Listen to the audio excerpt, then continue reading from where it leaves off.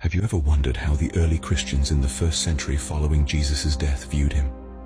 This was a period of great significance, as it saw the birth and evolution of various interpretations about who Jesus was, what his mission involved, and the teachings he imparted. In the heart of Jerusalem, the first Christian community was formed. Led by James, the brother of Jesus, the Jerusalem church maintained a strong adherence to Jewish laws.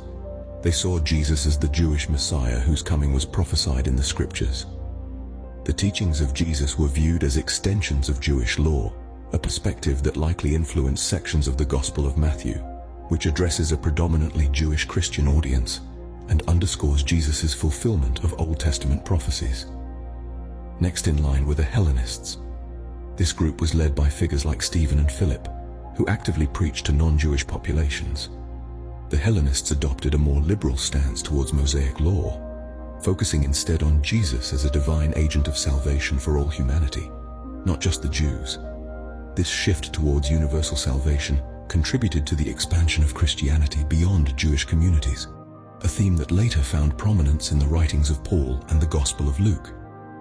Paul of Tarsus led the Pauline Christians. Paul revolutionized early Christian theology by interpreting Jesus' death and resurrection as a means of reconciling humanity with God, independent of the law. He taught that faith in Jesus was sufficient for salvation, a message that appealed greatly to Gentile audiences.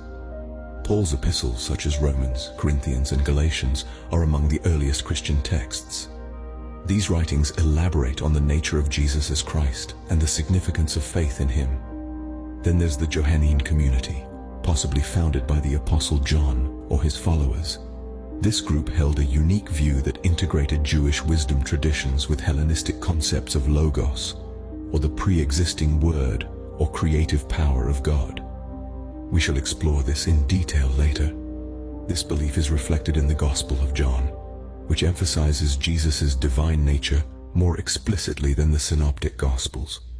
Key themes in this Gospel include light versus darkness and the importance of love. Towards the end of the first century, we begin to see the emergence of Gnostic influences. These groups offered a more mystical interpretation of Jesus. They saw him as the one who imparted secret knowledge, or gnosis, necessary for salvation. They often depicted the material world as being created by a lesser divine being.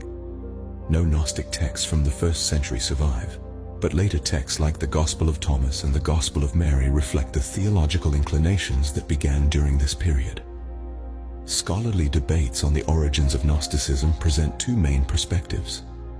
One theory suggests that Gnosticism began outside of Christianity and later adopted Christian elements. The other argues that it developed from within Christianity, with Gnostics always considering themselves Christians. Both theories are supported by notable scholars and have compelling arguments.